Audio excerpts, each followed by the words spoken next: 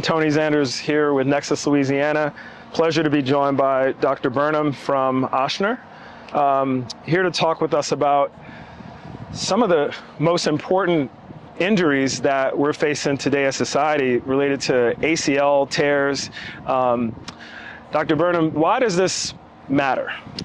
Yeah, so I think ACL tears are one of the most impactful injuries that we see facing our young athletes today, especially in our community, especially female athletes. There are around 400,000 people that need ACL surgery a year. Wow. If you're a female high school athlete, your risk of tearing your ACL is 7 or 8 times higher than it is for your male counterparts. Why is that? Well, there are a lot of things that go into it. Some of it's the bone anatomy, some of it's the neuromuscular control, some of it's hormonal issues. There are a lot of different research avenues trying to figure that out, but it's an epidemic.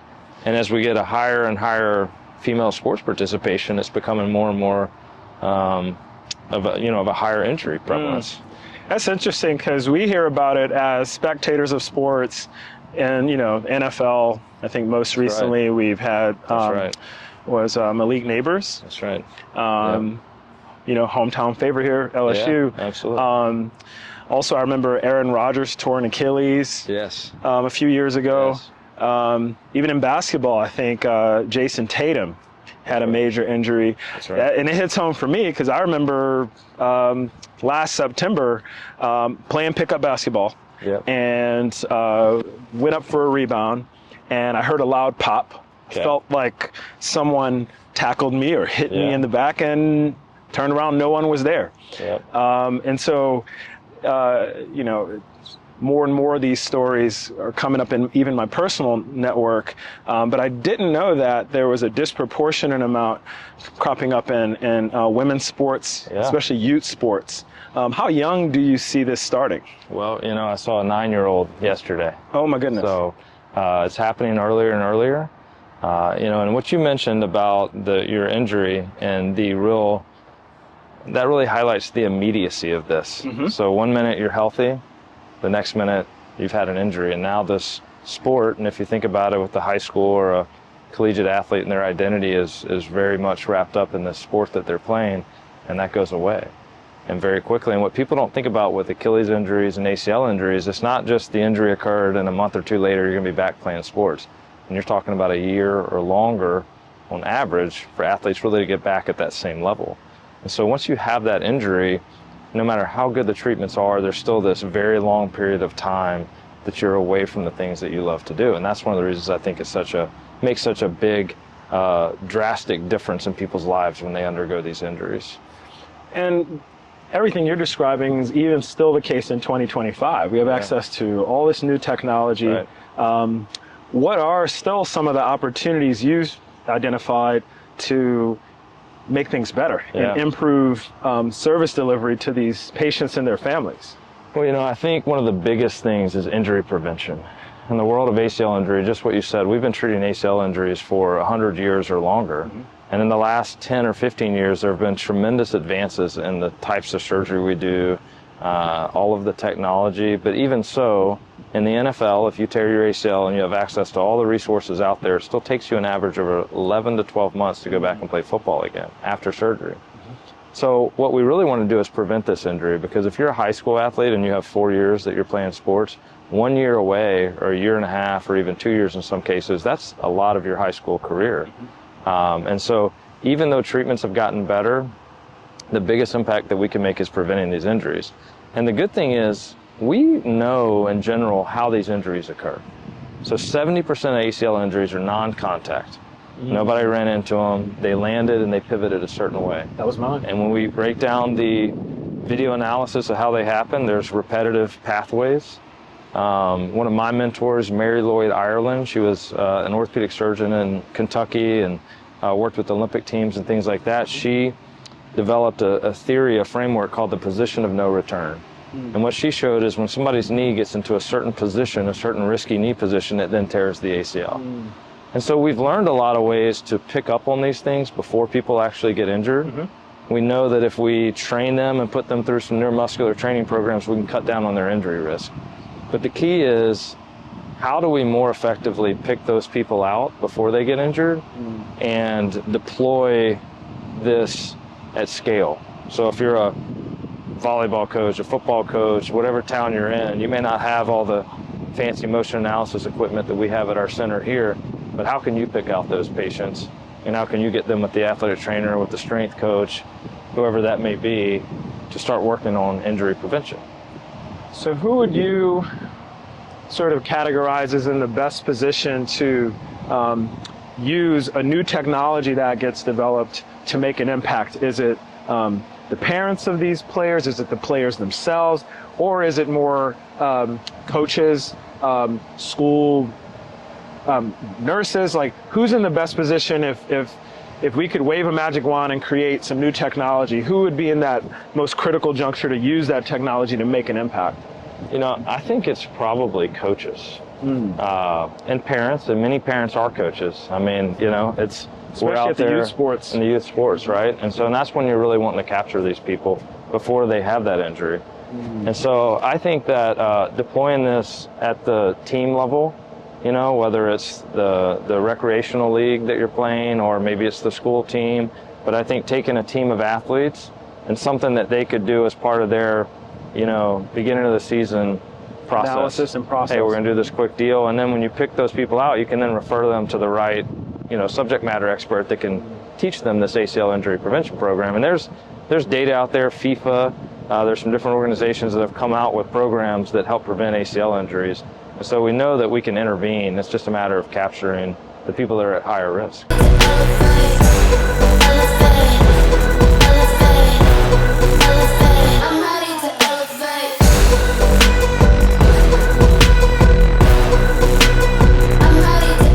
Thanks so much, Dr. Burnham, for that context. Again, I was exposed to the importance of ACL prevention just as a spectator, but didn't realize there were these sort of more larger societal issues that need to be addressed. I'm curious, from an Ochsner perspective, what types of data you see or research that can be or should be referenced by developers in the Nexus community as they're working on these solutions? I think there's some great data if you kind of go back to when Mary Lloyd Ireland first pointed out the position of no return. The position of no return is femoral adduction and internal rotation, so that's an anatomical movement of the thigh bone, as well as what we call dynamic valgus of the knee. And there's something about that when an athlete gets their leg into that position when they're planning or they're changing directions that really increases their risk of tearing their ACL. And we can do some different things to try to tease that out. There's a test called the single leg step down test that we've actually done some research on. Some people just use a simple single leg squat, and we're able to identify the people whose knees are dipping in or who basically are not able to perform a quality repetition on that test.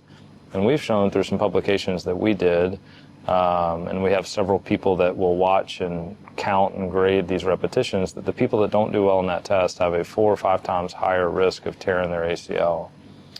The challenges with the test the way we do it is it's pretty resource intensive. It takes a few people. It takes us kind of managing how many repetitions are good or not. I think there is some opportunity if you were able to use some type of a video analysis or motion capture or something that could automatically count repetitions, could automatically score these people's quality of movement when they're doing this test. So I think there's already a base of scientific literature, but there's really some opportunity to be able to pick those people out. Whether that's an app or, you know, something on a phone or something that you could then deploy out to the teams and to the parents and to the coaches and be able to score these athletes doing these tests and then being able to pick out the ones that are high risk. I'm already thinking of ways AI can be utilized for this. If there's either a starting body of video analyses that can be fed into a model. Yeah. And you can train a model on all the videos that have been collected. If that doesn't exist, we are in this day and age where every family has one or many smartphones. That's right. A lot of players and athletes have their own as well. That's right. Setting it up so they can do their own That's right. tests. I know even just with baseball practice nowadays for BP and batting practice, it's common to set up your camera, record yourself. That's right. Watch that film over and over again. Right. And so I think there's definitely some advantages with technology today to make some advances here. I mean, I think if just to what you're saying, like baseball analysis, like hitting analysis, there are a lot of apps and there's a lot of technology on the performance side of things. And I think one of the things we've done well with ACL injury prevention research is we've done a good job of quantifying how people tear their ACLs just from a statistics standpoint. We have all this video analysis from televised games and all these different things, and there are some scientific papers that break that down. We've also been able to identify if you have weak hip abduction or weak hip external rotation strength, or you perform poorly on this single leg step down test, your risk is higher. But we don't have any great technologies. Like, we haven't really caught up with some of these performance technologies where you can take an app or a Microsoft Connect or all these different things and easily then quantify that, use AI, leverage technology. We don't have those. We haven't connected those dots yet. So I think that the scientific knowledge base is there. I think that's waiting to be translated into something that's more user-friendly. And we talked for a moment about a consumer app or a user-facing app to do this with their teams or even at home. But it sounds like there's also an opportunity for more enterprise-type software for an Ochsner to utilize as well. Yeah, absolutely. You're seeing patients. You mentioned a 9-year-old come in recently. And so it seems like there's multiple categories of types of software that can be developed. Yeah, one of the things that we see, I think from an organizational standpoint, from a healthcare standpoint, is how do we also monitor these patients that then have an injury and are doing rehab, maybe they had surgery. You talk about the injury prevention aspect of it. If you take that continuum out a little bit further, that goes into post-operative rehab. And the reason being is that the same risk factors that were there for somebody to tear their ACL the first time are still present oftentimes for them to re-tear it. And actually about 10 to 15% of people tear their ACL again within the first 2 years after having an ACL surgery. In female high school athletes, that number is as high as 35%. Wow. So 1 in 3 female high school athletes that have ACL surgery nationwide, worldwide, within 2 years either tear that same ACL or tear their other side within the first 2 years, which is a really, really high number.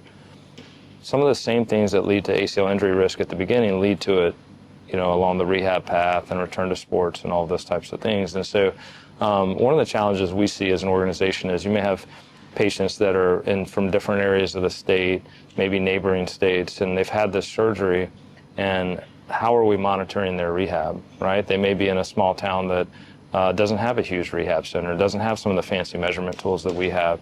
That's where I think there's an opportunity for wearables to be able to track progress a little bit, to be able to track movement patterns. There's a continuum. When you finish your formal rehab, you're trying to get back out to functional activity, return to sport, and that's not just an overnight thing. And, at Ochsner, our therapists here are trained to monitor people's movement patterns, to give them correction, and basically get them ready over a period of weeks to months to go back and play their sport. What do you do if you're not close to a big center like that, where you have those trained therapists and you have all this fancy equipment to do it? I think being able to do that remotely, being able to do that with video, with wearables, with AI, that also would make a big impact in people's outcomes. Absolutely. You got my wheels turning as a software entrepreneur, and I'm also just really excited for our partners, all of our colleges, high schools that we work with, because most times when you're deciding, hey, I want to build a new app or a new platform, you have to go to the whiteboard and figure out what you're going to build from scratch. That's right. We're excited to be partnered with you guys. I think this can make a tremendous impact in the state of Louisiana. Awesome. Well, thanks again for the audience. Here with Dr. Burnham with Ochsner. Excited to see what comes in a few weeks. you.